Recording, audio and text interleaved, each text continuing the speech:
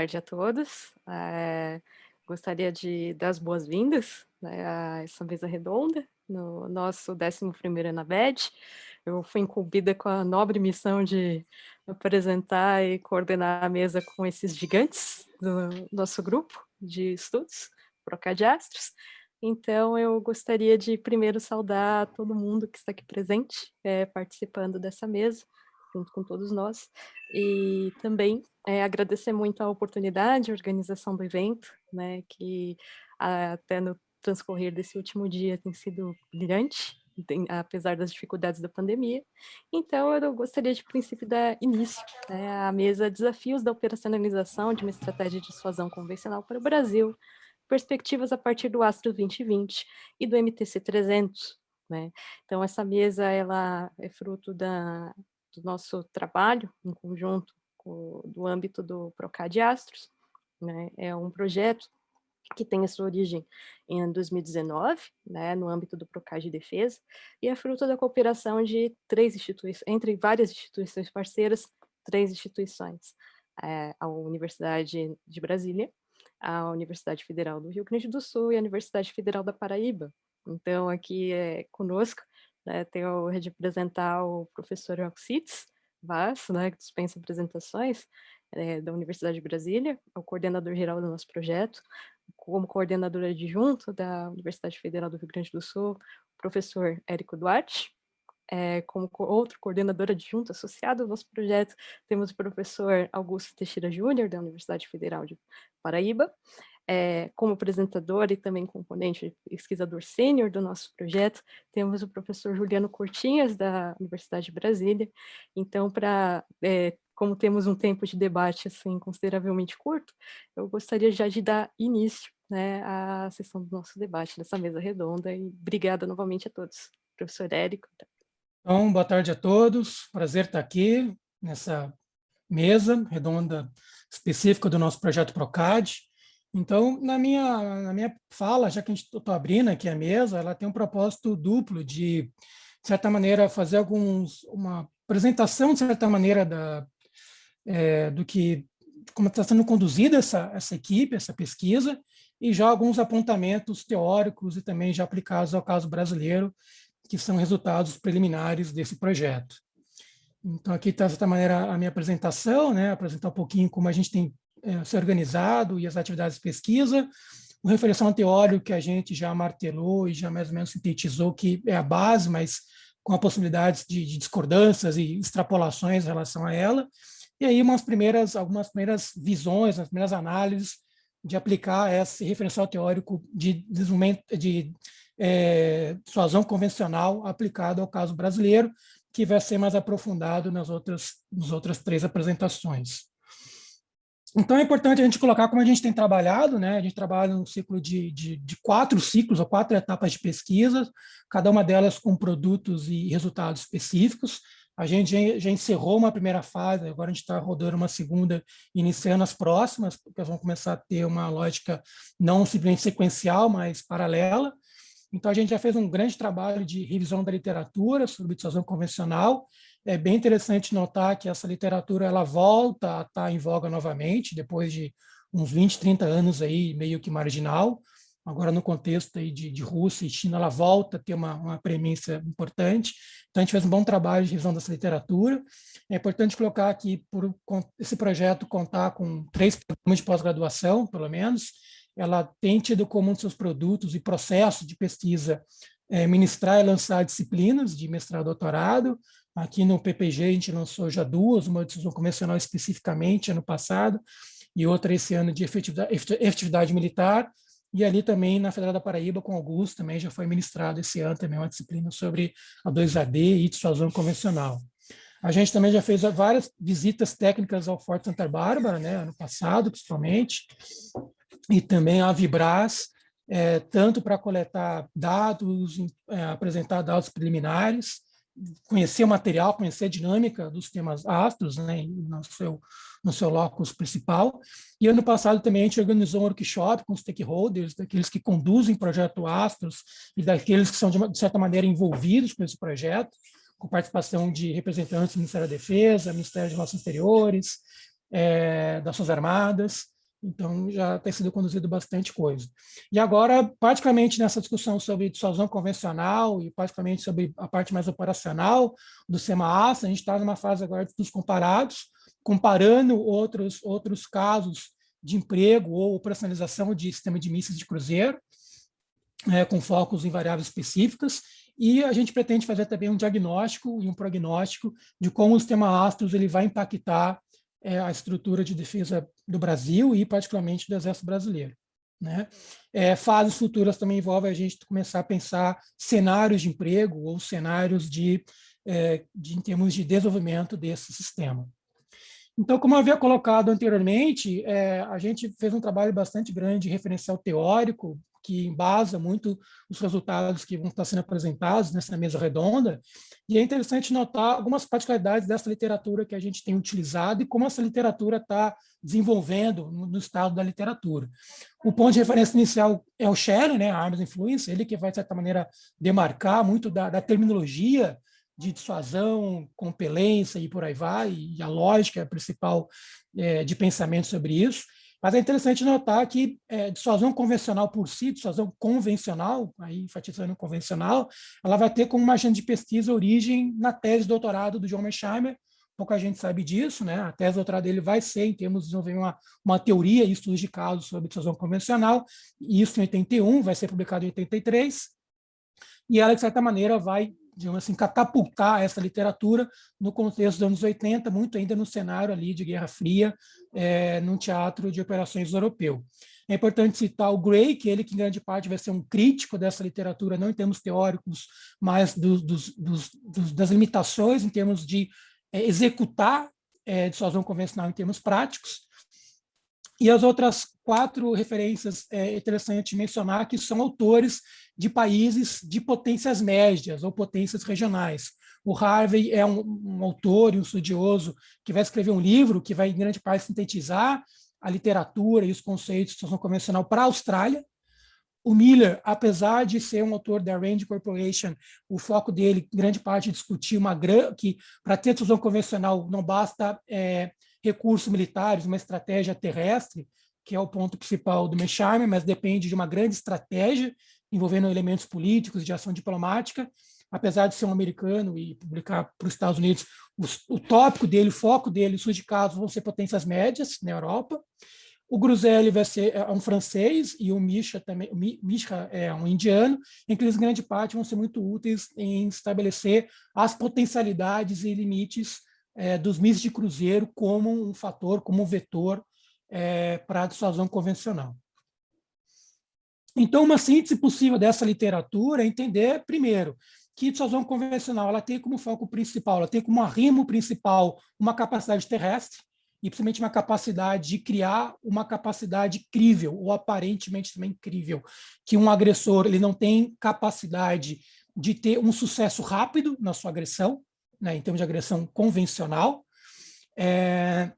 mas mais importante, a dissuasão convencional, assim como a dissuasão nuclear, ou tipo de dissuasão, ela é um processo interativo que depende de uma capacidade não apenas de transmitir credibilidade da sua capacidade de negar uma agressão, mas envolve também uma interação de estabelecer incentivos negativos e positivos, que envolve também interações de cunho político e diplomático, a fim de afetar não apenas o meio, a capacidade do agressor e a percepção que ele tem sobre ela, mas as expectativas que um agressor tem em termos de ganhos positivos e de custos que ele possa ter. Então, quando a gente vai tratar de diplomacia de defesa e retaliação, são incentivos positivos e negativos para modificar o rol, né, a perspectiva de utilidade, de ganhos de um agressor, mas envolve também, em grande parte, compromisso político e barganha diplomática em termos de oferecer não apenas comprometimento político com uma resposta, uma retaliação a uma agressão, mas também oferecimento de ganhos positivos e mudar a perspectiva de ganhos imediatos com a agressão pelo agressor. Então, quando a gente vai avançando mais essa literatura, ela trabalha com 3 tipos gerais de ações dissuasórias: negação, que foca sobre as capacidades de agressão ofensivas de um agressor; retaliação, que é uma resposta em outras áreas, em outros setores, que compense negativamente qualquer ganhos que um agressor possa ter, e envolve punição, em grande parte, é uma ação peremptória ou preventiva, em grande parte contra valor, que no contexto brasileiro ela é proibitiva em termos constitucionais. Então, a gente, de imediato, a gente não leva em conta esse elemento para entender a realidade brasileira. Então, avançando em termos como é possível fazer alguns primeiros apontamentos de aplicar essa literatura, esse arcabouço conceitual, para o caso brasileiro, né? Uma primeira coisa importante que a gente, acho que os outros, principalmente Juliano e Alcides, talvez vão aprofundar mais, é que existe um caso brasileiro, um certo descompasso entre uma perspectiva, um legado histórico institucional sobre como se estruturou os planos de defesa do Brasil, a estrutura de defesa e a realidade que a gente está começando a vislumbrar do presente para o futuro. Em grande parte, a nossa pesquisa leva em conta os últimos documentos de defesa, em que estabelece que os principais programas estratégicos que a gente tem hoje em dia, não apenas o Astros, mas também o Gripen e o submarino de propulsão nuclear, tem uma perspectiva de capacitar o Brasil em dissuasão convencional extra-regional. O ponto principal, em grande parte, a gente observa que existe no aparato brasileiro, na inteligência brasileira, uma má percepção do que é um sistema multipolar, que em grande parte é possível pontuar que está surgindo agora. E, nesse sentido, que a gente trata, grande parte, nossos elementos de como que existe um descompasso no Brasil entre ter meios militares e ter a capacidade de planejamento, de formação de estratégias, de uma grande estratégia para realmente operacionalizar esses meios numa lógica de dissuasão convencional. Então, fazendo uma primeira aproximação para o caso brasileiro, olhando a realidade geopolítica regional, internacional, é baixa a perspectiva de uma agressão de alta intensidade que realmente demande uma organização de um grande concentração de meios para o Brasil fazer contra uma agressão de uma grande potência extra-regional. O grande ponto que a gente estabelece é que existe a possibilidade ainda de ter algum tipo de agressão, seja numa lógica de fait accompli, de golpe de mão, de uma agressão curta, limitada, ou por uma coalizão que possa ser firmada no Brasil, na região sul-americana em algum momento, mas grande parte por uma ação por procuração de uma potência extra-regional ou uma somatória das duas anteriores, né? Então, o grande ponto que a gente tem que observar realmente é a possibilidade de um golpe de mão, de uma agressão limitada, como um recurso de pressão sobre o Brasil, sobre uma agenda que pode ser puramente securitária ou de outras tônicas. Um ponto que a gente coloca, que aparece muitas vezes nos documentos de defesa, que a gente critica, e os outros apresentadores vão aprofundar, é que o Brasil tenta estabelecer, relacionar dissuasão convencional com o seu entorno estratégico, da onde a gente pode deduzir a expectativa ou a ideia de estender essa capacidade de dissuasão convencional para a região que, na literatura, se denomina de dissuasão estendida, que a gente entende que ela é pouco viável, seja do ponto de vista logístico, operacional, de ser plausível, e, por outro lado, que ela pode ter um custo de investimento, ou seja, ela pode onerar a nossa própria capacidade de dissuasão convencional do nosso próprio território. E, por fim, o ponto que a gente coloca é que é necessário a gente ter, por um lado, uma capacidade de organizar uma grande estratégia, vendo não apenas elementos militares, mas ações políticas e diplomáticas, mas ela tem que ter um grau de empiricismo, ela tem que ter uma realidade empírica de estabelecer realmente estratégias dissuasórias por teatros de operação que demandaria uma grande estratégia, particular nossos recursos escassos nesses vários teatros. Então, é interessante notar, né, geralmente trabalho com 3 teatros operacionais, ou teatros em que as ameaças mais prementes, né, Amazônico, Atlântico, do Saliente Nordestino. O grande problema que a gente tem é que a nossa estrutura, praticamente de exército, ela não é dedicada a atender esses cenários. Então, fazendo algumas extrapolações, a gente precisaria ter um quadro conceitual de ações dissuasórias, militares, políticas, diplomáticas, focadas para cada um desses teatros e os cenários possíveis desses teatros, a partir do qual daria para a gente realmente pensar nossos meios estratégicos que teriam que ser realocados e compostos para atender cada uma desses teatros e cenários com o mínimo de efetividade, né? Então, aqui são algumas extrapolações que eu tenho trabalhado. Um ponto importante nessa discussão é que, numa situação de golpe de mão ou fait accompli, o tempo de resposta é essencial, né? E nesse sentido que, particularmente, o sistema Astros, por ser concentrado em Formosa, né, no Planalto, e vários outros meios estratégicos também não serem próximos das áreas onde que possivelmente poderia acontecer esse cenário de crise e dissuasão convencional, existe também uma discussão importante de viabilidade logística e operacional para desdobrar esses meios. Então, muito rapidamente, eu encerro aqui a minha apresentação. Acho que eu cumpri o tempo. Volta aí a palavra para Tamires. Muito obrigada, professor Érico, assim, justíssimo no tempo, até com um espaço de 1 minuto. Então, assim, sem maiores delongas, eu passo a palavra para o professor Augusto, para a continuidade das nossas apresentações, então. Ótimo, muito obrigado, professora Tamires. Fica bem mais fácil falar após a apresentação do professor Érico. Está aparecendo para todo mundo aí os slides? Sim. Maravilha, então. Bem, como bem colocado pela Tamires no início, né, após a apresentação do panorama do entorno estratégico e da perspectiva brasileira à luz do problema da dissuasão, a parte que me coube na apresentação aqui, ela enfatiza um pouco mais o problema relacionado a como operacionalizar essa dissuasão, mais especificamente, como realizar o chamado efeito dissuasório à luz de elementos voltados ao campo de doutrina e meios dentro do ambiente geográfico em que se busca realizar o efeito estratégico desejado. Então, para isso, a indagação ela caminha no sentido de pensar quais as implicações e possibilidades para o estabelecimento de um sistema, de uma estratégia de anti-acesso e negação diária no Brasil, visto como parte de uma estratégia, e em particular, como estratégia de nível operacional. Então, essa é, em grande medida, a chave explanatória desta fala, na perspectiva de lançar luz sobre, ok, se a dissuasão ela é a nossa postura estratégica pretendida, se isto responde aos objetivos políticos postos em um contexto regional complexo, de propensa instabilidade e com a entrada de potências extra-regionais, então, como produzir esse efeito e como estruturá-lo à luz de uma estratégia coerente com sérias implicações no nível operacional e no nível tático. Então, a ideia do A2AD, o anti-acesso e negação diária, ela cumpre um importante papel não apenas heurístico, mas também no sentido de pensar a inovação na perspectiva de proposições estratégicas para o caso brasileiro, com implicações em diversas áreas, não apenas relacionado a como realizar a dissuasão, mas também implicações sobre a demanda de jointness e outros aspectos importantes para a realização desse tipo de empreendimento no campo militar.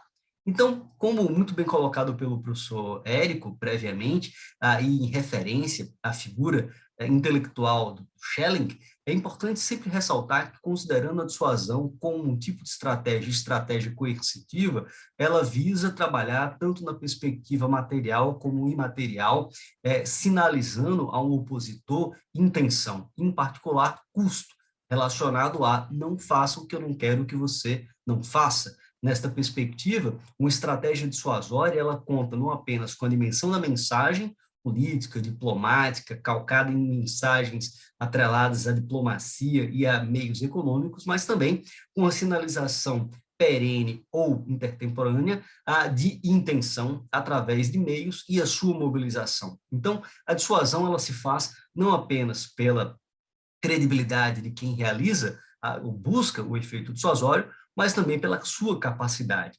E nesse sentido, quando nós olhamos para o caso brasileiro e nessa conexão entre a dissuasão convencional e a estratégia de anti-acesso e negação diária, é possível, entre aspas, esmiuçar um conjunto de atributos que o caso brasileiro suscita, primeiro dos quais um tocante à postura estratégica prioritariamente dissuasória, e aí combinada com a cultura estratégica defensiva, historicamente pontuada pela literatura, um tipo de dissuasão preponderantemente, na prática, unicamente convencional, através, em grande parte, do método ou abordagem de negação, tendo como estratégia de nível operacional o anti-acesso e negação diária como um possível insumo para a imaginação estratégica e adequação em relação aos condicionantes operacionais e de tecnologia existentes dentro do ambiente do qual o Brasil busca produzir dissuasão, tendo nisto vetores centrais, em particular de tipos missilísticos, em grande medida mísseis de cruzeiro,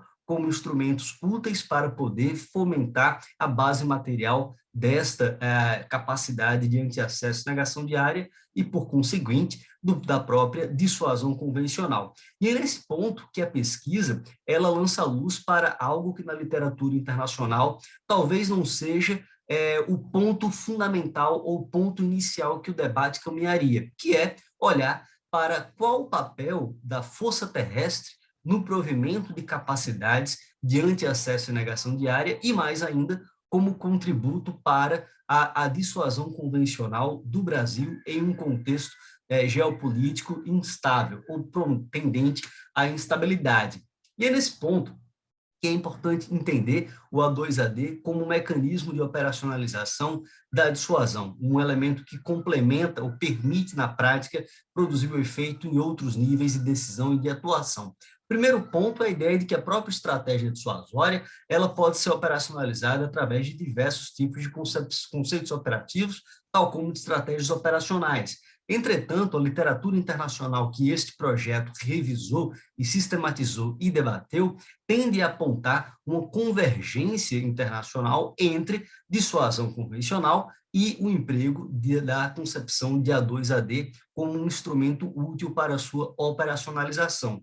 Isto porque, há cerca de 20 anos, conforme colocado por autores como Krepinevich, Barry Watts, entre outros, a Hilton Grad mais recentemente, a ideia que está por trás da concepção de antiacesso e negação de área é basicamente de poder frustrar a projeção de poder de um adversário em áreas de interesse estratégico. E, para isso, congrega duas concepções ou efeitos que antes eram entendidos como separados, de antiacesso e de negação de área.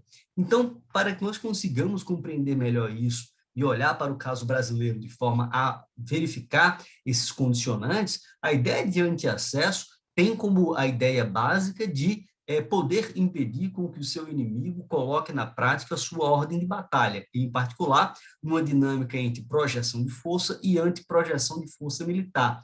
Nesta acepção, o antiacesso vai congregar tanto capacidades como o bom aproveitamento da geografia e da localização em teatros de operações ativados, conceitos operacionais que visam impedir com que o inimigo tenha acesso a uma área de interesse, a uma área conflagrada, impedindo a realização, por exemplo, daquilo que o professor Érico falou, de um fait accompli, por exemplo.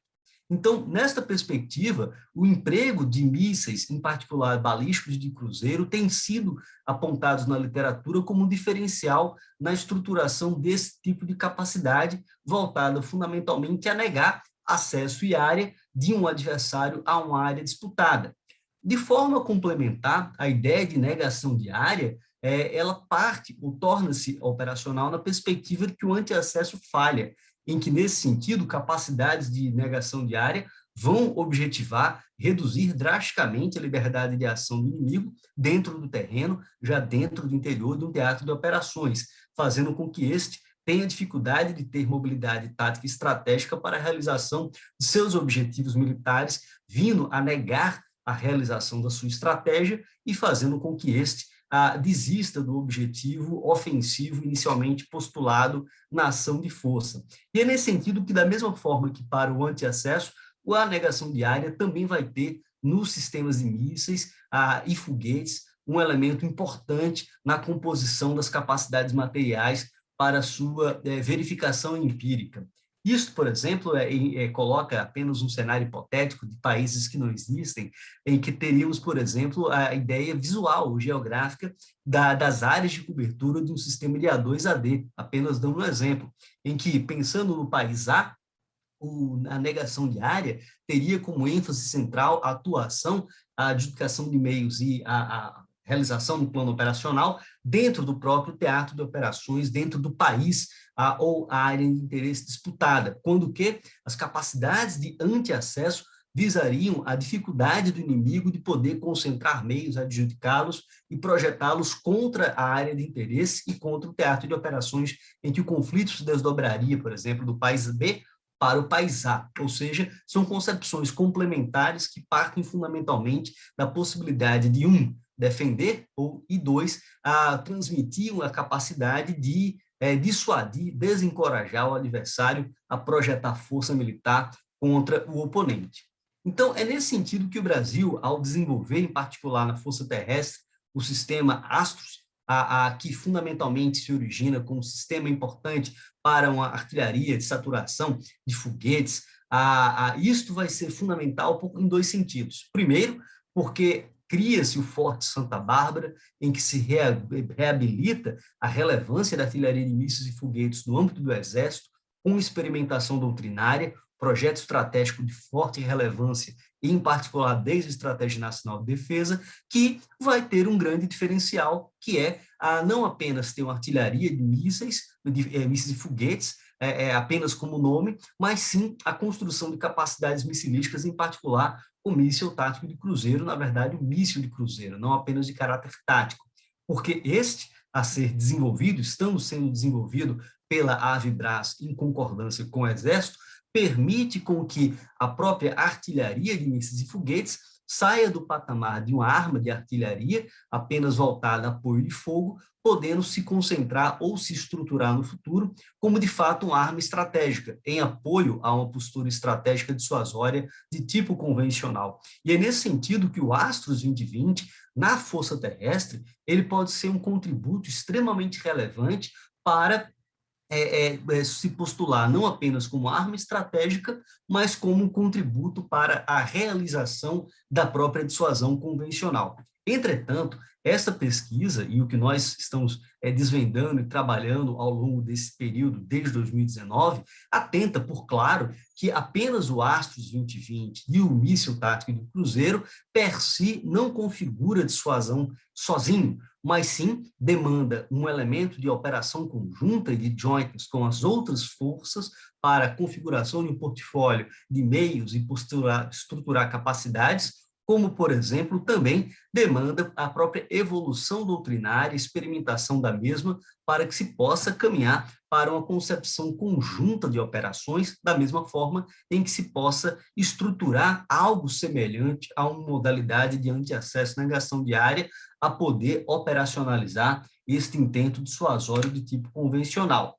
Então, o estudo, pelo menos nesta fase, teve como objetivo de entender os efeitos do emprego de uma arma, de uma ampla estratégia de A2AD por parte do Brasil neste equilíbrio estratégico regional, e, em particular, com a possível implementação dessa capacidade de dissuasão centrada em meios de anti-acesso e negação de área, e aqui materializado no estudo à luz do Astros 2020 e, em particular, do míssil de cruzeiro, o MTC-300, e, em particular, como isso afeta o nosso equilíbrio regional, tal como a atuação de potências extrarregionais de interesse no nosso entorno estratégico. E, nesse sentido, como elemento conclusivo parcial, considera-se aí a ideia de que do desenvolvimento, em particular, do míssil tático cruzeiro associado ao Astros, pode ter como efeito importante aumentar não apenas a primazia do Brasil em termos militares na América do Sul, mas também acelerar ou aprofundar um desequilíbrio de meios em favor do Brasil, com potenciais repercussões no tocante a efeitos estratégicos. Por exemplo, no nível político estratégico, o potencial desdobramento de um dilema de segurança, no nível setorial da defesa, potenciais riscos ligados à corrida armamentista, com mecanismos importantes de balança ofensiva e defensiva contra ou a favor do Brasil, tal como o ensejando no nível doméstico de países da região a procedimentos como aquisição ou produção nacional de sistemas de armas que dialoguem de forma a gerar medidas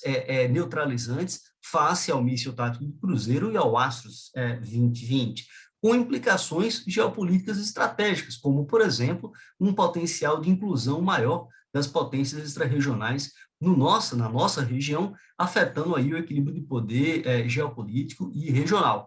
Então, a pesquisa ela apontou para esses elementos no sentido de entender, de um lado, como precisamos de dissuasão convencional, como a A2AD pode nos ajudar com esse tipo de elemento, como o Astros 2020 pode ser um elemento estruturante dessa capacidade, mas entendendo as implicações destas políticas públicas de defesa para o ambiente regional, os prós e contras, e, em particular, como mitigar potenciais resultados adversos desta política que se faz necessária para que consigamos ter aí, sim, a materialidade da dissuasão convencional por parte do Brasil. Tá bom? Então, isto posto, passo a palavra novamente para a professora Tamires, de forma que ela possa continuar a condução dos trabalhos. Obrigado. Muito obrigada, professor Augusto, excelente apresentação. Então, sem maiores delongas, até para a gente poder privilegiar o debate posterior às apresentações, eu passo a palavra para o professor Juliano Cortinhas. Muito obrigado, Tamires. É sempre um prazer, né, dividir uma mesa com gente de tão alto nível, que nem a própria Tamires, mas Augusto, Érico, Alcides. Por um lado é uma alegria, né, por outro me coloca em uma extrema pressão, né, para manter a qualidade, enfim, de quem falou antes, de quem vai falar depois de mim, né? O Augusto e o Érico já trouxeram toda a questão, né, sobre como construir dissuasão, como embasar essa dissuasão a partir de anti-acesso, de negação diária. O Brasil está localizado, né, num contexto geopolítico bastante peculiar, e eu vou falar um pouquinho, puxando, né, a carga daquilo que o Augusto traz no fim da sua fala, né?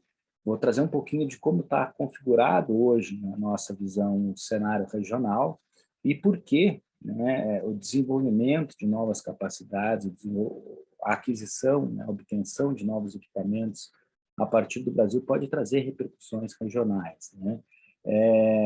E isso é necessário diante do fato de que uma parcela importante da nossa sociedade, mesmo de quem estuda defesa, né, no nosso país, entende que nós vivemos num cenário geopolítico de paz, né, e que a tendência natural desse cenário é se manter em paz, né? Então, se a gente está vivendo sob essa tendência, né, e se esse é o cenário que está posto e tende a se manter no tempo, por que investir recursos, principalmente em momento de crise, né, como o que a gente vive na atualidade, mas o Brasil nunca teve uma abundância muito grande em termos orçamentários, né? Por que investir em defesa? Por que obter equipamentos, né, como o Astra 2020 e outros equipamentos que serão necessários, né, para consolidar, ou ao menos para aprimorar nossas capacidades dissuasórias, né? E essa pergunta é uma pergunta que a gente nos fez constantemente também ao longo dos últimos anos, estudando um projeto, né, caro como o Astros, né, colocando esse projeto num ambiente, né, de crise orçamentária. Nós mesmos, como pesquisadores, vivemos, né, no nosso dia a dia essa crise orçamentária. Então, é necessário realmente isso, né? E a gente destaca aqui, sim, é necessário que o Brasil aprimore a sua capacidade dissuasória e reforce, né, o seu planejamento orçamentário para que a gente tenha condições de aprimorar a nossa capacidade, essas capacidades, né, sobre as quais o Érico e o Augusto já mencionaram, né? Então, ao falar do cenário regional em que o Brasil está inserido, a gente parte do pressuposto de que comparativamente a outros cenários regionais, o da América do Sul é bastante pacífico, né? E os países da América do Sul têm, ao longo das últimas décadas, prestado pouca atenção à construção de uma capacidade dissuasória, de uma capacidade defensiva, né? Então, é natural, é inegável que a gente vive um cenário de certa estabilidade, né? Se a gente olhar para a comparação de orçamentos de defesa, né, da região sul-americana com outras regiões do cenário internacional, nós somos a segunda região que menos investe em defesa, né?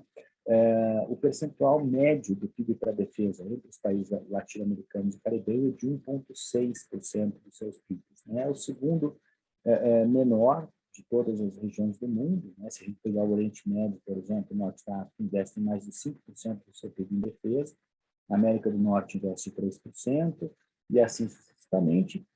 A única região que investe menos do que nós é a África subsaariana, com 0,99% do seu PIB para a defesa no último ano, né? Nós, 1,16, então um pouco acima do que a África subsaariana.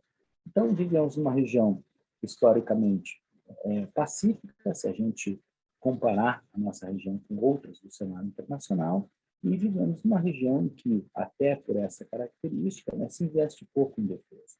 Mas, por outro lado, né, isso não significa que essa condição de estabilidade na nossa região ela é permanente. Ao contrário, há uma série de fatores que podem minimizar essa condição de estabilidade, e aí a gente passou, então, a procurar entender quais são esses fatores que podem minimizar a estabilidade regional, e aí a gente encontrou 3 principais, né?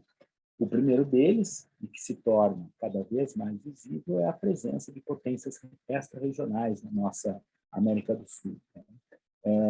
E essas potências regionais elas têm aproveitado um fator muito relevante, né, de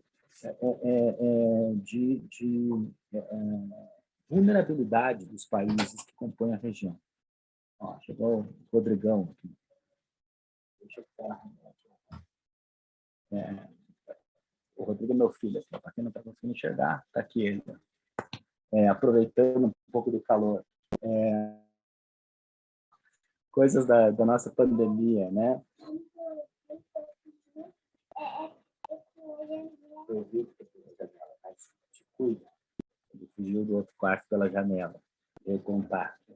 Mas, enfim, pessoal, a grande questão é que, nesse cenário, a presença de potências extra-regionais está se tornando cada vez mais comum, né? Então, associações de países da região, mas principalmente o aproveitamento de vulnerabilidades regionais faz com que China, Rússia, Estados Unidos tenham presenças cada vez mais consolidadas por aqui. Não só isso, França é presente na nossa região, né? A maior fronteira externa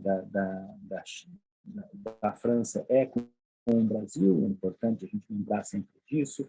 Há uma presença muito forte da própria França e do Reino Unido no Atlântico Sul. Enfim, a nossa região é uma região que vê cada vez mais presente, né, uma série de potências extra-regionais que tem cada vez mais também, a partir dos seus próprios documentos de defesa, uma série de mesas, uma série de trabalhos apresentados ao longo do ano aberto, tratou das relações entre grandes potências, né? Os Estados Unidos se mostrando, né, a partir do Shift to Asia do Obama, mas enfim, do Obama em diante, né, a rivalização com a China tem aumentado, e é claro que se China e Estados Unidos estão muito presentes na nossa região, essa rivalização pode respingar aqui para nós, né? No ano passado, eu trabalhei com o professor Antônio Jorge também da UNB, um artigo que a gente avaliou as potências extra-regionais aqui na região, e a figura que a gente usou foi aquela que, quando 2 elefantes brigam, né, quem mais sofre é a grama.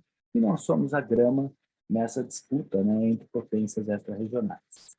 Esse é um primeiro ponto. Esse ponto é agravado pelo fim, né, da Unasul.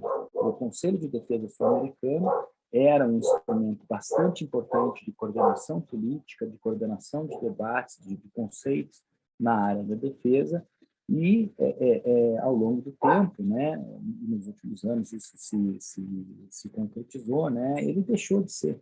E hoje nós não temos mais um instrumento de coordenação de políticas regionais. Então, isso aumenta a nossa vulnerabilidade, aumenta o risco, né, inerente à presença de potências extra-regionais aqui na região sul-americana, trazendo um fator relevante, né, de potencialização das vulnerabilidades, da instabilidade regional.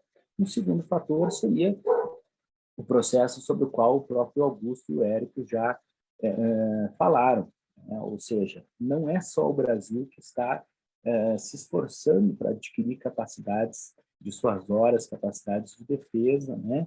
E apesar de que a aquisição de capacidades militares não necessariamente automaticamente se traduz no que a gente tanto estuda, né, o nosso dilema da segurança, é possível que, se nós não coordenarmos essa obtenção de equipamentos militares, Augusto e Érico já falaram sobre isso, com os nossos vizinhos, é possível que haja né, o efeito do dilema da segurança, ou seja, que a gente gere insegurança nesses vizinhos. Então, os próprios esforços brasileiros e de outros países de adquirirem, de ampliarem as suas capacidades de defesa podem gerar, né, corridas armamentistas, podem gerar repercussões negativas para a nossa inserção internacional. Então, esse é o segundo fator de instabilidade. É claro que tanto quanto o primeiro, né, ele pode ser minimizado.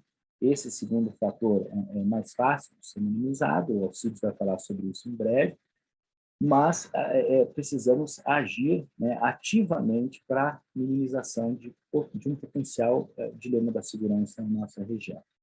E um terceiro fator de instabilidade regional é ele tem relação com a recente ampliação, né, do conceito de segurança, né, e associações do conceito de defesa nacional com os conceitos de segurança nacional, de segurança pública, enfim, né, as intermediações conceituais entre esses diversos conceitos fazem com que a emergência, né, de riscos à estabilidade política dos países da nossa região possam repercutir na utilização de forças armadas para conter problemas de segurança pública, de instabilidade institucional, instabilidade político-econômica dos países da nossa região. Então, quanto mais as forças armadas forem utilizadas para sanar conflitos internos, problemas de segurança pública, problemas de fronteira, enfim, que não necessariamente repercute na defesa nacional, mais vulnerável a nossa região estará, e mais vulneráveis os países da região estarão, e isso tem repercussões também para a defesa nacional. Então, o desvio de função das Forças Armadas para problemas que não são necessariamente de defesa nacional pode também agravar o risco para a estabilidade regional. Enfim, eu queria só trazer alguns desses fatores, né, para que a gente tenha em mente o fato de que a nossa região é uma região historicamente estável, tem sido estável, mas há um potencial de instabilidade que nós percebemos como crescente nas últimas décadas, né, principalmente pelo aumento da presença de potências extra-regionais, mas também pelo fator, né, que eu trouxe nesse esforço de configuração regional, pelo fim da Unasul, né, do Conselho de Defesa Sul-Americano, e também pelo aumento da instabilidade político-econômica dos nossos países, né? Então, há riscos, há um potencial de desestabilização, e é essencial que, nesse potencial, o Brasil se prepare para adquirir as capacidades, né, dissuasórias e de antiacesso e negação de áreas sobre as quais o Augusto e o Érico tanto mencionaram, né? Alcides, eu acredito que vai trazer um complemento interessante, um fechamento para o nosso debate. Agradeço bastante a Tamires pela oportunidade e um prazer, como eu disse no início, dividir a mesa com gente de tanto respeito aí, quanto os meus colegas e a minha colega Tamires. Muito obrigado. Obrigada, professor Juliano, pelo respeito super estrito a tempo, assim, para mim que é um prazer estar com vocês, né? Então, sem maiores delongas, eu vou passar para o professor Alcides fazer o fechamento, então, das discussões, para depois a gente prosseguir para a segunda parte da mesa. Por favor, professor Alcides. Obrigado, Tamires. Boa tarde a todos, a todas, os colegas de mesa e de projeto e aqueles que nos acompanham, né, nessa sessão vespertina, já quase ao apagar das luzes desse nosso também. Falar por último é já um lugar comum, né? Para quem está nessa condição, dizer que se beneficia de tudo que foi dito antes, particularmente, no caso, me beneficio do que acaba de expor o professor Juliano Cortinhas, mostrando de uma forma muito clara a importância de que o Brasil tome em conta as eventuais respostas dos países vizinhos a essa procura pelo desenvolvimento de capacidades dissuasórias, né?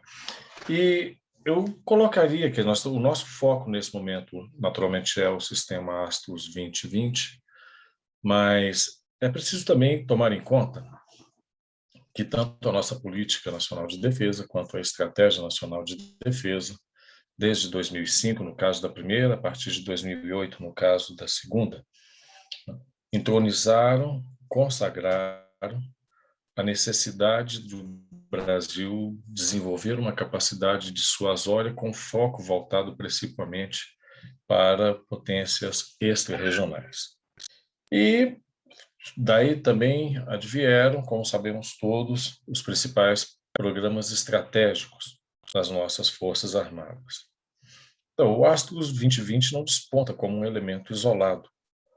Ele está ao lado de programas como o ProSub, né, com toda a nossa preocupação com o sistema de defesa antiaérea, com, né, a renovação dos caças, de aviação de caça, da Força Aérea.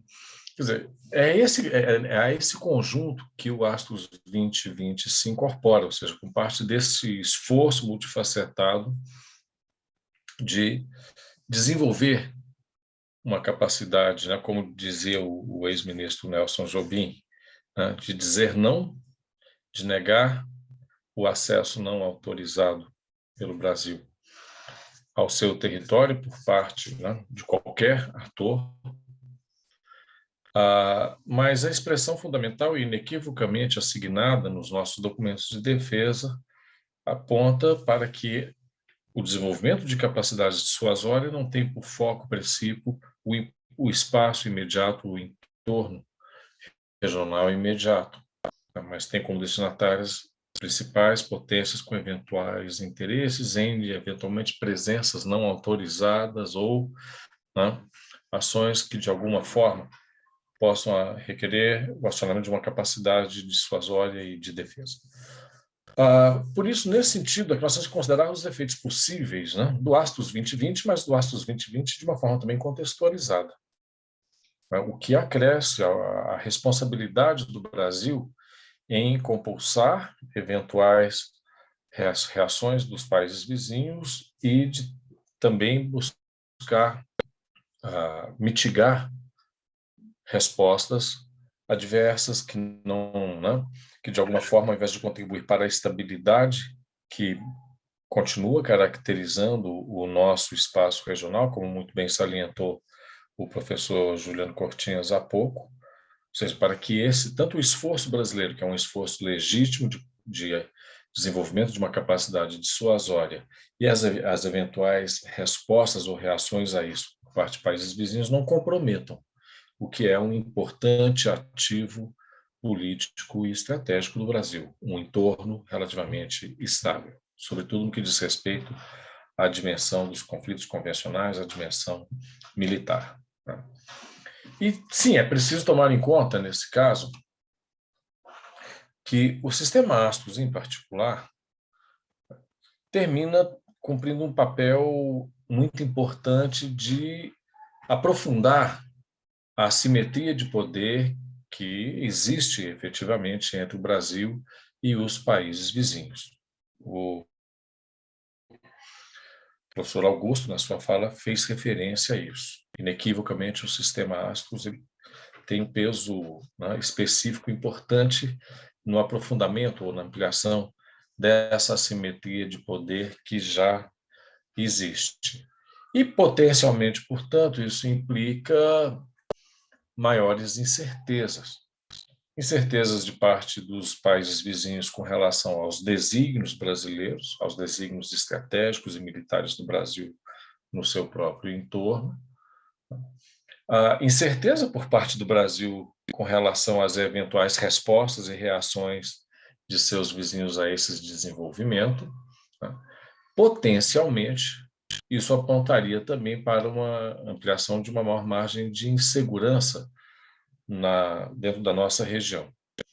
Porém, é importante apontar que esse curso, esse desenvolvimento em favor de mais incertezas, de maiores inseguranças, somente se afirmaria se o Brasil se mantivesse numa postura vamos dizer, de indiferença, de inação em relação a esses desdobramentos certamente indesejados no cenário regional. São desdobramentos possíveis, mas também passíveis de serem contornados, de serem evitados. E é nessa direção, portanto, que o trabalho e a reflexão dentro do nosso projeto também vai se construindo. Sabemos que, do ponto de vista mais teórico, se quisermos dizer assim, desenvolvimentos como esse no qual o Brasil está engajado podem desaguar no chamado dilema da segurança, que foi também aqui já desenvolvido, ou seja, poderia desencadear respostas, né, de natureza semelhantes por parte dos nossos vizinhos, no sentido no propósito de procurar equilibrar o que seria um processo de desequilíbrio de poder. Tá? Sabemos que, como também foi colocado, alguns países estão também preocupados com o desenvolvimento de alguma capacidade antiaérea, também de capacidades missilísticas, não com as mesmas características ou por meio do mesmo tipo de sistema de armamentos que o Brasil vem fazendo, mas é um processo em curso que poderia também, eventualmente, se acelerar dentro dessa lógica de um dilema clássico de segurança.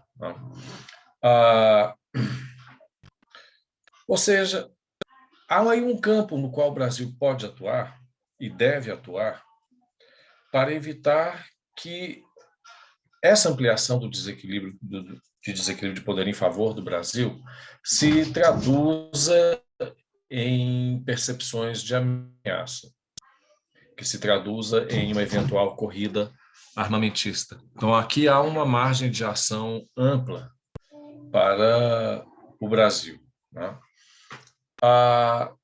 E é preciso atentar, nós vamos terminar essa parte apontando algumas recomendações nesse sentido, ou seja, de como é que o Brasil pode se mover em grandes linhas, né, para evitar a instauração de uma lógica de equilíbrio de poder, de corridas armamentistas, né, de percepções de ameaças por parte dos seus vizinhos.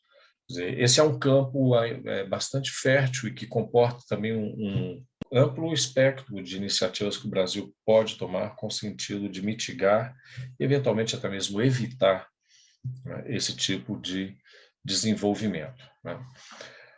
Teoricamente também, já numa perspectiva diversa, né, desde uma perspectiva mais liberal, vamos dizer, todos esses desenvolvimentos estariam sinalizando uma possibilidade, uma oportunidade bastante interessante e oportuna para o adensamento de laços cooperativos, para a retomada e intensificação de um diálogo em torno da construção de medidas de fomento de confiança, ou seja, fundamentalmente, desde uma premissa teórica mais liberal, nós estaremos aqui contemplando a necessidade de retomada, fortalecimento do diálogo político regional, em torno, inclusive, de questões bem específicas atinentes ao desenvolvimento de capacidades missilísticas, que é do que estamos tratando nesse caso específico, né, para a discussão e o aprofundamento de novas medidas de confiança voltadas também para as externalidades eventuais do desenvolvimento do sistema Astros 2020, né, perante os vizinhos. Então, aqui nós temos, né, quer dizer, pelo menos dois grandes eixos de uma eventual atuação possível e me parece necessária por parte do Brasil para, de alguma forma, né, também atuar proativamente em face, tanto no sentido preventivo, de prevenir que percepções de ameaça se instaurem, que leituras, né, e interpretações equivocadas acerca dos desígnios brasileiros no campo de defesa, né, se consolidem junto aos países vizinhos, e, ao mesmo tempo, né, uma outra perspectiva na qual o Brasil, nos parece, deva retomar, que é essa de reconstruir espaços multilaterais para o diálogo político em defesa. No contexto em que nós estamos falando, isso é, de fato, vamos dizer, um imperativo.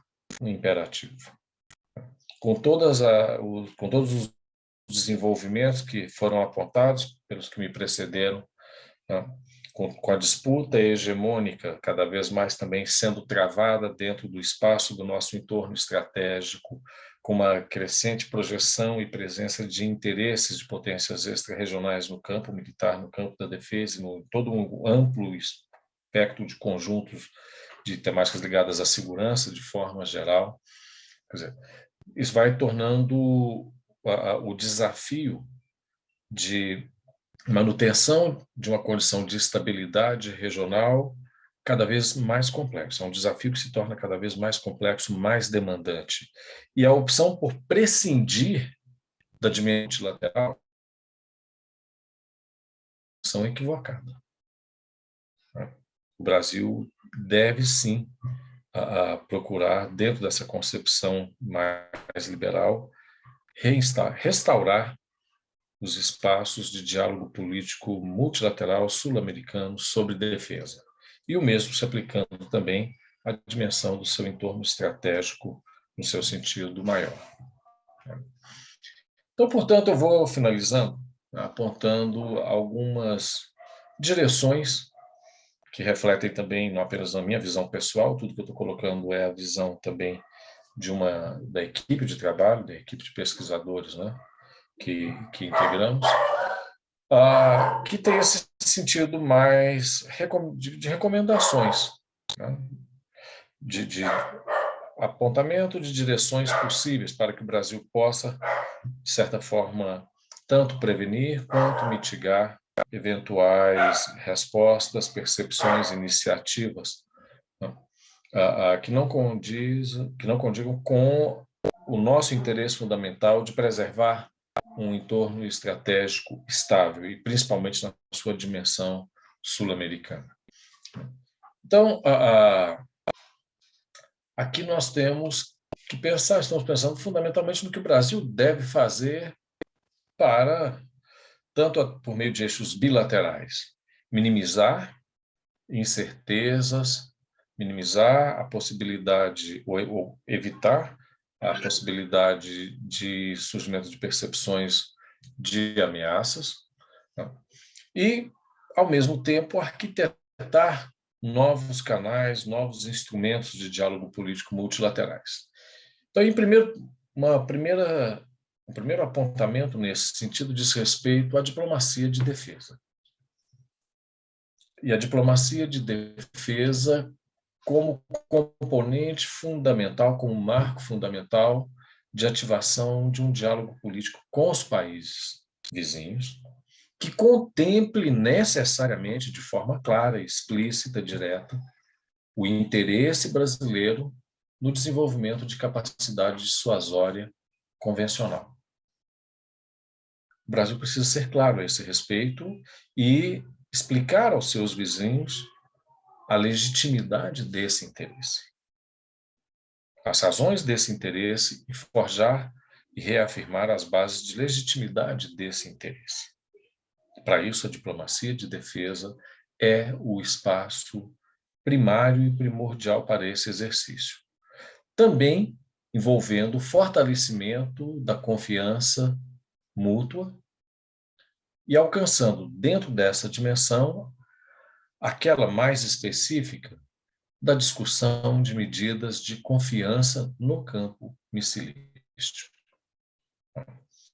Então, vamos dizer, aqui nós estamos falando da necessidade de intensificação.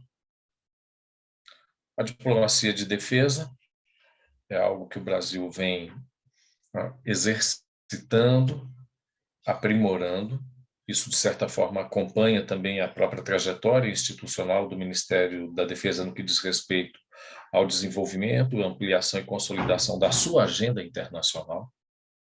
E aqui é necessário, portanto, alinhar os ditames da nossa política, da nossa estratégia nacional de defesa, à orientação da diplomacia de defesa, ou seja, a prioridade ao entorno e, dentro do entorno, à América do Sul. Então, há que se voltar a diplomacia de defesa para o foco sul-americano, né, com essa perspectiva de trabalhar, né, a necessidade de reafirmação da legitimidade do interesse brasileiro no desenvolvimento de capacidades dissuasórias convencionais, da necessidade do fortalecimento de medidas de confiança mútua e a discussão de medidas de confiança mútua no campo missilístico, tanto em níveis bilaterais, como também dentro de espaços multilaterais que, insistimos, devem ser recriados, devem ser reestabelecidos. Uma segunda linha vertente recomendatória é um desdobramento da primeira, nesse aspecto mais específico, ou seja, é muito importante que o Brasil seja propositivo e que venha do Brasil a iniciativa de propor uma discussão regional sobre medidas de confiança voltadas principalmente para o campo missilístico. Há, como sabemos todos, né, que estudamos e acompanhamos segurança internacional, segurança regional, já há um terreno bastante fértil, bastante fecundo no que diz respeito a medidas de confiança, ao diálogo sobre medidas de confiança, ou seja, há sobre o que construir de modo seguro, né? Uma discussão voltada especificamente para o campo missilístico, já que não somos nós os únicos atores presentes nesse campo. Tá? Então, acho que aqui é muito importante, né, que o Brasil tenha essa iniciativa, que a propositura venha da parte do Brasil. Eu acho que isso é importante para atenuar qualquer percepção de que o Brasil está preocupado apenas com seus desígnios, com seus objetivos, com as suas percepções e desconectado do espaço regional. Novamente, para que isso ocorra, é fundamental a restauração de um espaço multilateral para abrigar esse diálogo sobre medidas de confiança e, particularmente, para aquelas voltadas para o campo missilístico. Finalmente, em se tratando, e aqui com um foco muito claro em torno dos sistemas Astro 2020, é um sistema de armamento. Nós estamos falando, portanto, de capacidade militar, e consideramos que uma parte importante desse diálogo e desse esforço de assentar bases seguras para a continuidade de um ambiente estável, de um entorno estável, isso é um interesse fundamental do Brasil, isso pode avançar também num mecanismo de intercâmbio de informações sobre capacidades militares. Isso me traz à mente aqui um exercício muito profícuo feito alguns anos atrás entre Argentina e Chile, que tentaram, de alguma forma, desenvolver uma metodologia compartida para a aferição dos seus respectivos gastos de defesa, e isso deu ensejo a uma discussão no âmbito regional para a implementação de um mecanismo semelhante, ou seja, de que os países da América Latina, e foi a CEPAL que em algum momento, há cerca de 15 anos atrás, mais ou menos, abrigou um esforço no sentido de alguma forma, tornar mais homogêneos os indicadores de gastos militares como uma medida de confiança. Isso supôs, portanto, o intercâmbio de informação, de metodologias, de critérios, com esse mesmo espírito de construção de medidas de confiança. Então, aqui estamos falando da necessidade do Brasil também ser proativo com esse propósito de estabelecer mecanismos, canais para o intercâmbio mais regular, mais sistemático de informações sobre capacidades militares com os seus vizinhos. Tá? São essas, portanto, vamos dizer, né, as três vertentes, as três áreas que nós pensamos, né, que o Brasil deva tentar num primeiro momento. Essa não é uma reflexão consumada, é uma reflexão que terá ainda continuidade, mas é o que nós temos nesse momento condições de oferecer como parte de uma reflexão já mais madura, com base nos elementos que foram oferecidos, né, ao longo das exposições que compuseram essa mesa. Eu paro por aqui e passamos a palavra de volta à nossa coordenadora. Muito Agradeço, obrigada, pessoal. professor Rodrigues. Eu que agradeço, né, a aula, que foi a exposição de todos os senhores, né, o respeito estrito ao tempo, mais estendido para o nosso coordenador, porque é o nosso coordenador, né, ele tem esse benefício, esse privilégio, né, essa cortesia de todos nós. Afinal, é muito difícil, né, tratar de um tema multidisciplinar e multifacetado como o nosso, de um tão pouco espaço de tempo. Então, assim, eu deixo aberto ao público se alguém tiver alguma dúvida, mas a princípio eu fiquei com a missão difícil, né, de estabelecer aí algumas questões assim, de debate em cima dessas apresentações, né. Então, assim, sendo bastante sintética, né, o mais sintética possível aí, por conta do nosso teto de tempo que está se aproximando, basicamente, à luz de todas essas apresentações e até o objetivo do projeto, que está ligado a estudar o sistema de mísseis e foguetes, né, composto pelo Astros, como um elemento possível de transformação militar. Eu acredito que uma coisa que ocorre, né, é qual é a maneira em que isso poderia ser linkado, enxergado, e à luz de toda essa agenda, de todas essas posições que foram apresentadas pelos senhores, qual, qual é a forma como os senhores enxergam, né, que o Astros, dentro de todas essas questões postas, poderia induzir, né, a esse processo de transformação militar? Pois na fala do professor Augusto a gente percebe que, assim, a indução de uma capacidade conjunta de operação das forças, especialmente à luz do contexto multidomínios, né, que temos, é algo imprescindível, né. Então, gostaria de entender como é que os senhores enxergam isso, né. Outra questão, assim, que me ocorreu, né, à luz da apresentação do professor Érico, especificamente, com a questão dos teatros de operações mencionados, seria, assim, basicamente, qual que é o maior desafio, né, em termos de logística, de mobilização, né, do Astros? Qual o teatro que o professor enxerga que seria o mais desafiante para a gente ter, assim, uma maior robustez, uma maior saia logística nessa mobilização, né, do sistema, né, para que, tendo em vista aí que ele seria um incremento importante nas nossas capacidades de defesa, né.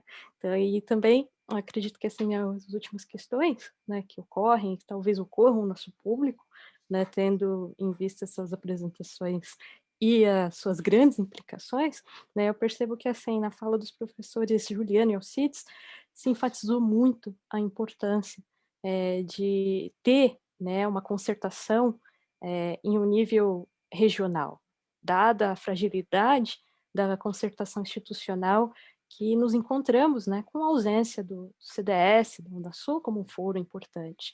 Então, assim, qual que seria, na visão dos professores, os mecanismos possíveis de promover essa concertação, né? Visto que é importante esse protagonismo do Brasil, não só face a sua posição enquanto ator, né, no sistema internacional, mas a própria pujança geopolítica, né, o seu tamanho, a extensão continental, né, como é que os senhores percebem que haveria espaço para concertação nisso, em termos institucionais, por exemplo, né? Qual que seria um caminho que os senhores enxergam nesse ponto, né? E por fim, né, eu acredito que seria relevante a gente também perguntar, né, dada a questão de cooperação, né, com os vizinhos, a mitigação de ameaças para que não se gere um dilema de segurança, é uma coisa que me ocorre, assim, seria se existe, né, ou os senhores têm apontado, né, junto com o nosso grupo, assim,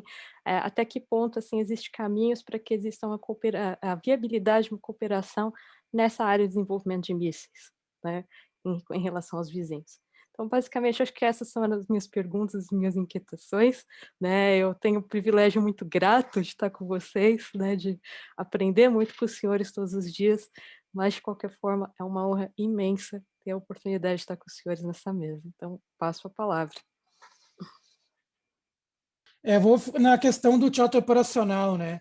Do ponto de vista logístico, o mais desafiante é o amazônico, nordestino e o sudeste, o atlântico, logicamente é mais fácil, desdobramento em tempo é mais curto e a sustentação é mais fácil, mas do ponto de vista operacional, é justamente o amazônico que eu acho que o Astros tem maior potencial, porque a atual configuração do MIS que a gente tem, a própria realidade de MIS Cruzeiro subsônicos, né, ele não é o mais bem utilizado, mais bem potencializado em termos operacionais em emprego naval, emprego marítimo, né? Seja porque ele é subsônico, ele não tem capacidade de perseguição ativa e a própria realidade marítima que pede um tipo de MIS diferente. Os MIS de cruzeiro que têm sido desenvolvidos para aplicar contra forças navais ou anfíbias, eles são híbridos, né? Ele tem uma perspectiva balística e depois ele assume uma conotação de MIS antinavio. Eles têm uma composição híbrida, né? Os MIS de cruzeiro padrão, que é o que o Brasil tem, não são adequados para não ter o seu melhor utilização para ambientes navais ou anfíbios. Então, aí tem um dilema, né? Mas, obviamente, a questão do Astros, né, que como ele é dupla face, né, ele é capaz de utilizar também com foguetes de saturação, aí ele pode ter uma utilidade mais intermediária, digamos assim, em pontos de desembarque. Aí ele poderia ter um potencial também operacional num cenário nordestino, no Atlântico nordestino ou Atlântico. Então, seria isso. Muito obrigada, professor Érico. Eu sei que eu não passei uma... Eu tentei ser sintética no bloco de questões, eu espero não ter complicado muito a vida dos senhores, mas, assim, é porque é dado o nosso teto de tempo mesmo. Maravilha. Eu vou tentar ser sintético na resposta de uma pergunta que enseja uma tese. Como a gente tem a professora Tamires aqui coordenando essa operação, as perguntas não poderiam ser simples, dado que estão à altura da sua capacidade e inteligência. Bem, em relação à questão de como é que o Astros ele poderia induzir um processo de transformação, é importante que se coloque o seguinte: normalmente, a própria literatura deixa isso claro, é difícil pensar transformação apenas com uma força singular, ou começar a transformação apenas através de uma arma, de uma força singular. O problema, e aí a vantagem, é que o Astros ele demanda interoperabilidade, ele demanda a coordenação da artilharia com outros elementos do próprio Exército, ele demanda coordenação com a Força Aérea e, possivelmente, no futuro, caso tenhamos aí a necessidade de produzir os efeitos desejados de A2AD voltados para o Atlântico Sul, demandará uma articulação junto com a própria Marinha. Então, o desenvolvimento dessa capacidade, ele pode desdobrar a demanda por interoperabilidade para que ele funcione, inclusive para que ele tenha a estruturação de uma doutrina de emprego que seja, entre aspas, em sintonia com aquilo que se faz lá fora, quando você tem o desenvolvimento do campo missilístico ligado à força terrestre, por exemplo. Até porque a capacidade missilística, e isso é bom que se coloque, o mais relevante do sistema Astros na sua atual versão não é necessariamente a plataforma múltipla lançadora de foguetes, é o míssil cruzeiro, que produz uma capacidade que até o momento nós não tínhamos e tem o potencial de elevar o patamar do país em termos de capacidade militar. E isto, em grande medida, aporta aquele significado que o Covarrubias colocava na descrição de transformação como aportar uma nova capacidade. Então, isso é positivo, sem dúvida alguma. O grande problema e aí é um problema no sentido positivo, como é que o Exército pode se, entre aspas, apoiar no desenvolvimento dessa capacidade, em princípio na artilharia, como um pilar, uma base para o provimento de capacidade de A2AD dentro da Força Terrestre, articulando outros setores da Força Terrestre, e mais relevante, como isso sobe no âmbito do MD, para que a partir daí se articule um ponto estratégico, ou pelo menos algo que saia do nível político estratégico para baixo, no sentido de produzir uma coordenação. Uma pergunta que nós poderíamos nos fazer é, por exemplo, o PAED, o clássico PAED, ele aponta para um desenho de força, ele aponta para uma força conjunta, ele aponta para cenários de um teatro de operação em que você tem uma força-tarefa conjunta, etc. São coisas que não estão tão claras, ou pelo menos não se colocam tão óbvias. Então, o desenvolvimento de uma capacidade através de não apenas do míssil tático cruzeiro, mas de tudo que ele acarreta, como mudança organizacional, tecnológica e no campo doutrinário, pode ser um impulso importante nesse sentido, mais relevante do que o próprio míssil em si, no sentido de permitir que tenha um processo de mudança militar robusto. O grande problema é que isso não é autônomo, isso é decisão política. E essa decisão política ela tem que ser consensuada, tanto entre os decisores civis, tal como dentro da própria força terrestre, em articulação com as demais forças singulares, em proveito de um projeto de força conjunta que, até o momento, não parece estar tão claro existir. É por isso que o Astros ele é tão importante, não apenas pela capacidade que ele confere, mas porque ele suscita dúvidas. E ele suscita possibilidades de tomada de decisão no sentido de nos colocar em outro patamar. Pelo menos é desta forma que eu responderia essa tua indagação, que, sem dúvida alguma, dá uma tese também. Muito obrigado. Eu que agradeço, professor Augusto. Professor Juliano, professor Alcides, fiquem à vontade.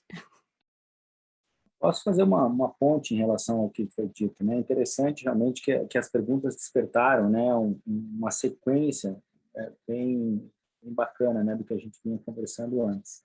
E aí eu vou fazer uma ponte entre essas duas colocações do Érico e do Augusto, né, para chegar um pouco mais longe do que a gente chegou até agora, que é a questão de que o fato de que o míssil, né, tem as características apontadas pelo Érico, ou seja, a utilização em terra, demonstra, mais uma vez, né, a questão do quanto vai ser difícil a gente coordenar essa aquisição com os vizinhos, né?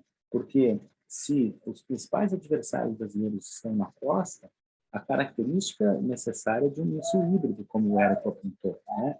Mas por que desenvolver, então, um sistema, né, que se volta para o interior do continente sul-americano, se a gente diz nos documentos que os nossos principais adversários não estão nem estariam ali, né? Então, essa é uma pergunta que vai, em algum momento, precisar ser respondida. E aí eu faço a ponte com a questão trazida pelo Augusto também, né?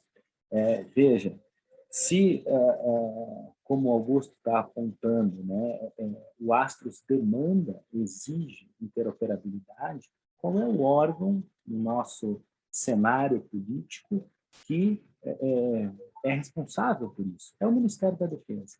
Né? Então, a gente falou muito até agora da política do país para fora, né? E não focamos tanto na política doméstica, de organização do nosso aparato de defesa. Né? É preciso fortalecer o Ministério da Defesa. É preciso que o Ministério da Defesa assuma a função de planejamento, a função de coordenação operacional, a função de aquisição de equipamentos, inclusive, né? A função orçamentária. É preciso a carreira civil no Ministério da Defesa para que essas coisas todas funcionem a pleno, né? Quem vai coordenar a elaboração da interoperabilidade, seu aprofundamento vai ser necessário não só para o Astros, mas para todo o rol de equipamentos, né, previstos no PAED, o desenho de força, tudo isso que o Augusto está tão bem demandando, é o Ministério da Defesa. Não são as forças singulares, uma planejando a sua transformação de modo independente da outra, né? O que a gente tem hoje é que há até, em alguns momentos, a coordenação desses planejamentos, né, de transformação, mas isso não é suficiente. É importante que haja unidade no planejamento. E essa unidade só vai ser garantida a partir do fortalecimento do Ministério da Defesa. Né? Então, eu acho que esse é um ponto essencial sobre o qual a gente não tratou muito, mas sobre o qual a gente também vem discutindo bastante, né, na nossa equipe, enfim, de trabalho. Né? Acho que era importante a gente trazer também esse tipo de discussão para dentro da nossa mesa. Né? Então, acho muito relevantes as colocações do Augusto e do Érico, né? O Ministério da Defesa passa a ter um papel essencial, não só em termos de política doméstica, mas aí, voltando à ponte com o Érico, também em política internacional. O órgão mais adequado para explicar aos vizinhos, para fazer a diplomacia da defesa, é o Ministério da Defesa, né? O nosso órgão político que coordena esses esforços. Claro que em conjunto com a presidência, com a MRE, com outros, né, órgãos que dizem respeito ao trato com os vizinhos, mas o Ministério da Defesa novamente é essencial, né? Novamente a motivação para que ele seja reforçado, né? Então, acho que essa é uma questão essencial, uma reestruturação e um fortalecimento profundo, né, do Ministério da Defesa como órgão central de coordenação da nossa política nessa área. Agradeço muito a resposta, professor Juliano, assim, extremamente relevante essa questão da discussão do MD forte, né? Como bem sabemos, é um indutor de grandes transformações no âmbito organizacional, né? Então, aí, por fim, passo a palavra para o professor Alcides. Bom, eu vou ser bem mais rápido agora para compensar aqueles minutos que eu ultrapassei no tempo anterior. Eu endosso completamente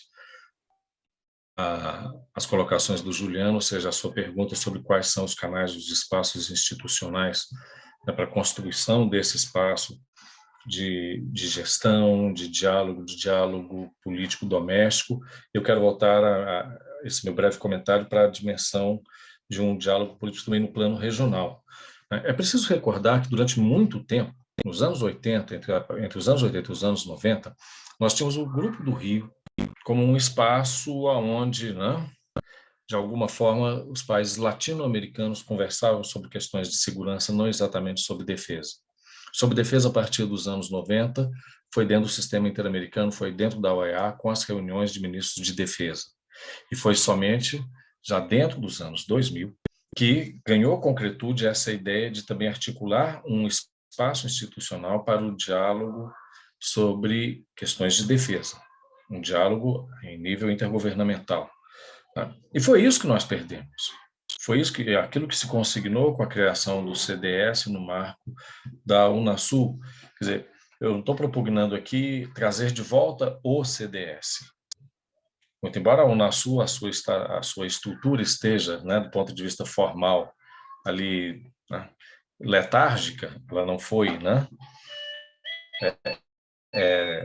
terminada, encerrada juridicamente, mas eu entendo que politicamente também é muito difícil reativar aquilo, mas que o Brasil deveria liderar novamente um esforço para reconstituir um espaço de diálogo sobre defesa no espaço sul-americano, com o nome que tivesse. Se é o antigo CDS, se é uma nova formulação, mas qualquer que seja, quer dizer, essa lacuna persiste e essa lacuna nos será cada vez mais onerosa na medida em que se mantenham as tendências e as dinâmicas que estamos observando na provinda de um contexto extra-regional, né, sobre o nosso contexto sul-americano, e na medida também que se desenvolvam, que se instaurem novas dinâmicas que venham interpelando cada vez mais os setores de defesa nos distintos países. Nós estamos falando aqui de dissuasão convencional, como é o nosso objeto princípio, mas esse não é o único tema a requerer esse tipo de diálogo político. É importante lembrar isso também. É importante para isso que estamos tratando, mas não é importante somente por isso. Há um grande conjunto de desafios, né, e de interpelações feitas à defesa nacional em todos os nossos países. Então, um mínimo de diálogo político institucionalizado, né, rotinizado, de certa forma, é fundamental se nós pensarmos na necessidade, e volto e encerro aqui vinculando o tema à construção e o afiançamento de medidas de confiança. Esse é um ativo muito importante que nós temos que resguardar. Para por aqui. Eu agradeço muito a resposta, professor Alcides. Então, assim, como a gente está muito próximo do teto do tempo, né, a sala fica encerrada às 5h15, gostaria só de dar mais uma última chance para alguém se manifestar aqui pelo bate-papo, se tiver alguma dúvida, né, alguma pergunta a ser lançada. Professora Tamires, eu tenho uma pergunta. Pois Meus não. cumprimentos e parabéns aí aos expositores, excelentes apresentações. Professores, se a gente for analisar a história dos países da América do Sul e da América Central e dos países da costa do Oceano Atlântico ali no continente africano, né, ainda alguns países ainda do continente africano estão com democracias em construção. Mas aqui na América Central, na América do Sul, a existência de democracias com um tempo maior, né, no continente africano. Só que a gente observa que essas democracias, se a gente observar os períodos de mandatos de governos, elas, dependendo do partido político que está no poder, elas se tornam muito instáveis, né? Muita instabilidade política. E como muito bem falado pelos senhores, a questão das Forças Armadas, né, as políticas públicas de defesa, né, as políticas públicas de Estado, de investimentos em defesa, né, no caso aqui desses dois sistemas que vocês nos apresentaram, que o senhor nos apresentaram, depende de decisão política, né? E aí eu pergunto aos senhores, como que a gente vai superar para não haver, por exemplo, quando muda um governo, para não haver ingerência, independente do partido político desse governo que assumir, né, o partido político X, Y, Z, K, que assumiu o poder, seja no nosso país, seja em outro país que faz fronteira com o nosso, né? A gente tem a Guiana francesa, que é um departamento francês, né? A França como potência nuclear aqui na fronteira conosco, e outros países também da América Central, da América do Sul. Como que a gente vai fazer para, quando assumir um novo partido ascender ao poder, isso não atrapalhar o desenvolvimento de políticas públicas de defesa, atrapalhar haver ingerência nas Forças Armadas, né? Como preservar e conservar nossas Forças Armadas de forma imparcial nesse sentido. E como não deixar... Joélio, eu só, tá, desculpa te interromper, tá, porque a gente bem. está muito próximo do teto do tempo. Então, se você puder sintetizar sua pergunta de uma maneira bastante breve, porque a gente só tem até mais 10 minutos de mesa. Me perdoe.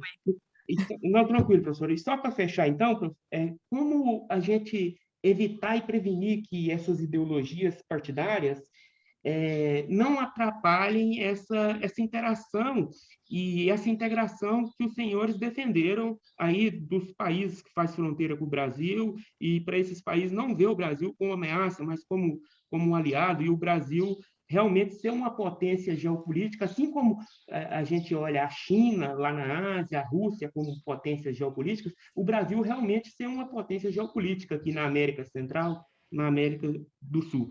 Muito obrigado, viu?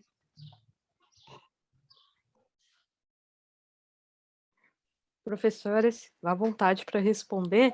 E aí, peço que depois da resposta, só umas palavrinhas finais para a gente poder encerrar a mesa até as 5h25, por gentileza. E, Alcides, se quiser responder e fazer as palavras finais, fica à vontade. Não, eu apenas reitero. Do ponto de vista regional, diálogo político. Imprescindível nesse momento, fundamental para salvaguardar os interesses brasileiros no âmbito de defesa. Gostaria só de marcar bem essa mensagem e agradecer a todos a atenção dispensada a essas nossas apresentações, ao trabalho dentro desse nosso projeto, agradecer aos colegas de projeto pelas excelentes exposições. Já que o Alcides começou a rodada final, eu vou na sequência, a gente inverte a hora. Né? Eu acho que a resposta, Célio, está dada pelo que a gente comentou anteriormente sobre o fortalecimento do Ministério da Defesa, né? E a estruturação da carreira civil lá no Ministério, porque isso vai dar memória isso vai dar continuidade às políticas, né? É importante a gente lembrar que o Ministério hoje é composto, na sua imensa maioria dos servidores, por militares que ficam pouco tempo nos seus cargos lá dentro, porque eles voltam à força, eles fazem as suas carreiras dentro das forças. Então, a carreira civil no Ministério, ela fortaleceria esses processos, ela garantiria, né, a existência de uma memória institucional e a possibilidade de planejamento de longo prazo. Então, isso, para mim, é essencial. Então, a minha resposta é, para manter a estabilidade das políticas de defesa, a melhor estratégia é o fortalecimento do Ministério da Defesa e a consolidação de uma carreira civil que está prevista desde 2008 e nunca foi adiante, né? Tá? Então, eu acho que vai nessa mesma linha do que a gente estava conversando antes. E isso, os servidores, né, estados, garantem que as ideologias não tenham tanta oportunidade para entrar no interior dos ministérios, né? Todos eles, né? E praticamente todos têm carreiras próprias. O Ministério da Defesa ainda não a tem, né? Então, eu acho que é essencial a gente minimizar essa lacuna com a maior urgência possível. Queria também aproveitar aí para agradecer, né, como já fez o Alcides, agradecer aos colegas, Alcides, Érico, Augusto, em especial a Tamires, né, pela moderação bastante competente, e dizer que é um prazer, né, estar com vocês, né, finalizando aí os nossos trabalhos no NABED, vida longa ABED, né, vida longa ao nosso Procad Astros aí, que tem nos dado tanta satisfação ao longo dos últimos anos e com certeza que continuará, né, sendo muito proveitoso trabalhar com vocês nos próximos. Um abraço, muito obrigado, agradecer também, né, aos financiadores do Procad, né, a CAPES, o Ministério da Defesa, que tem contribuído para que a gente possa desenvolver esses conhecimentos que a gente quer que voltem ao processo decisório, né? Obrigadão, um abraço a todos e a todas que nos assistem. Respondendo um pouquinho o Sueli aí, no meu entendimento, no caso brasileiro, tem que separar o Brasil e os outros países, né, do ponto de vista do Brasil. No caso do Brasil, desde a redemocratização, um problema que eu identifico é que existe um problema que o executivo brasileiro, praticamente o presidente, para assuntos de defesa, é muito fácil para ele ser omisso, negligente, delegar qualquer agenda, qualquer questão de defesa. Pela Constituição, deveria ter termos operacionais no Conselho de Defesa Nacional, que no caso do Brasil pouco foi efetivado, e ele deveria ter o papel de ser o gatilho e o avaliador de todas as políticas de defesa, documentos de defesa, tendo como obrigação responsabilização do presidente sobre essas políticas. No Brasil, isso nunca saiu do papel. Acho que esse é um ponto que até eu entenderia mais preemente e que teria mais efeito em cima de qualquer tipo de ação sobre o Ministério da Defesa. O Ministério da Defesa tendo que prestar contas a esse conselho e a responsabilização do presidente dos documentos, decisões ou omissões que porventura tenham decorrido. Em termos regionais, Suélio, na prática não tem o que fazer. Justamente por conta que você não tem controle sobre as alterações dos outros países de ordem ideológica, política, etc., é que você tem relações internacionais e você tem política de defesa, porque você não tem como controlar a linha de ação e a unidade de ação dos outros países, seja como rivais, inimigos, competidores ou amigos, né? Então, é justamente porque a gente não tem como controlar sobre isso que a gente tem que fazer esse tipo de discussão, esse tipo de mesa, né? Então, mas agradeço também, aí vou deixar o Augusto encerrar a nossa mesa. Ok, obrigado, Érico. Muito rapidamente, em relação ao colocado pelo Suélio, eu acho que os colegas já bateram boa parte dos pontos que eu poderia tentar levantar, aí concordo plenamente com aquilo que eles apontaram, né? Ao meu ver, um dos pontos centrais do que falta, e aí a relevância de uma condução política da defesa é um elemento central nisso, é estabelecermos um ponto estratégico, estabelecermos uma relação entre o que o Brasil deseja, em particular, não apenas governo, mas algum mínimo acordo entre elites políticas que se revezam do cargo no executivo, e entender mais ou menos como é que isso ilustra um determinado caminho a ser perseguido por uma burocracia perene, que é o ponto muito bem colocado pelo professor Juliano, a necessidade de uma carreira civil na defesa estável, que possa ter memória institucional de forma a poder levar projetos de longo prazo e a sua maturação na produção de capacidades militares por parte do Brasil. Isso é um processo político, fundamentalmente, que as elites políticas têm que ver como é relevante. Então, iniciativas como esta da ABED e desta mesa são importantes no sentido de motivar uma comunidade epistêmica para que isso se torne agenda pública. Então, é nesse sentido que essa discussão e a sua pergunta, Suélio, são relevantes para mostrar que este não problema é um problema de política fundamental, não apenas para os debates contemporâneos sobre política e democracia, mas para a própria construção de uma capacidade de poder militar no Brasil diante de tudo aquilo que nós colocamos como cenário potencialmente adverso do futuro, como bem salientado pelo professor Alcides. Então, esse ponto, eu acho que finaliza um pouco o que eu poderia complementar para além do que já foi muito bem esboçado e colocado pelos amigos, pelos colegas aqui, tá bom? Mas muito obrigado pela pergunta e pela atenção de toda a plateia. Passo, sem mais delongas, a palavra para a nossa líder na operação, a professora Tamires. Obrigada, professor Augusto. Líder em operação, não, eu diria que sou aqui meramente a condutora, coordenação dessa apresentação, mas uma grande aprendiz, uma grata aprendiz por esse privilégio, essa oportunidade de participar dessa mesa, aprender com os senhores e ter o privilégio de aprender com os senhores todos os dias no nosso grupo. Então, assim, dado o avançado da hora, eu vou encerrando essa mesa. Convido a todos para conhecer os nossos trabalhos mais de perto, né, e o que a gente tem feito através do Boletim Astros, que tem sido feito mensalmente, desde fevereiro foi uma iniciativa que começamos, né, a princípio. Então, a quem quiser conhecer um pouco mais de perto nossos trabalhos, as nossas atividades, fica o convite, né, e agradeço muito a participação de todos, né, a audiência a essa mesa, e novamente agradeço a oportunidade e agradeço a ABED por, mesmo em tempo de pandemia, promover algo tão incrível como esse encontro que tivemos aqui. Então, muito obrigada a todos.